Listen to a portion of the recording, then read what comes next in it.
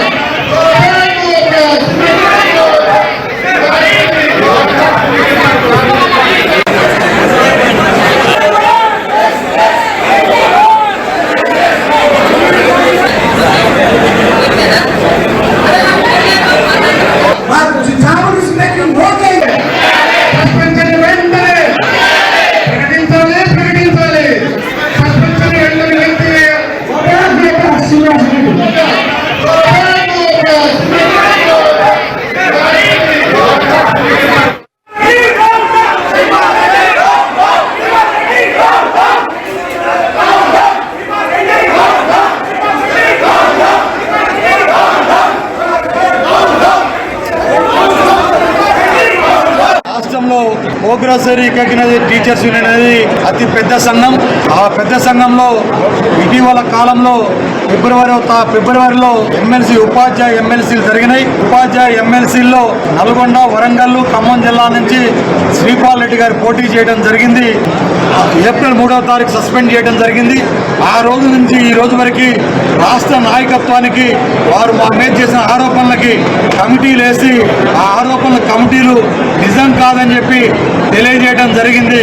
కానీ వాళ్ళు వాటిని విశ్వసించకుండా ఈరోజు భద్రాద్రి కొత్తగూడెం పాల్వంచలో టీటీడీ కళ్యాణ మండపంలో ఎన్నికలు నిర్వహించడం జరిగింది. ఈ ఎన్నికల్లో వాళ్ళు ఖాళీ అయిన రాష్ట్ర అధ్యక్షుడి స్థానంలో పూనం నర్సయ్య గారిని మెజార్టీ లేకుండా ఎమ్మెల్సీ గారు రాష్ట్ర అధ్యక్ష ప్రధాన కార్యదర్శుల ఆధ్వర్యంలో ప్రమాణ స్వీకారం చేయించి వెళ్ళిపోయారు.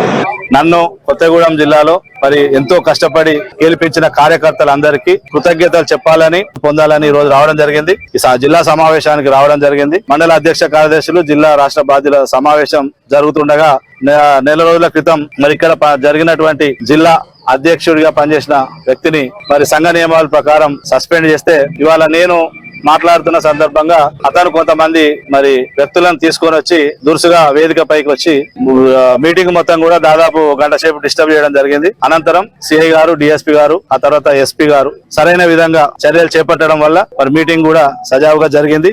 నన్ను కొత్తగూడెం జిల్లాలో మరి ఎంతో కష్టపడి గెలిపించిన కార్యకర్తలందరికీ కృతజ్ఞతలు చెప్పాలని పొందాలని ఈ రోజు రావడం జరిగింది. ఈ జిల్లా సమావేశానికి రావడం జరిగింది. మండల అధ్యక్ష కార్యదర్శులు జిల్లా రాష్ట్ర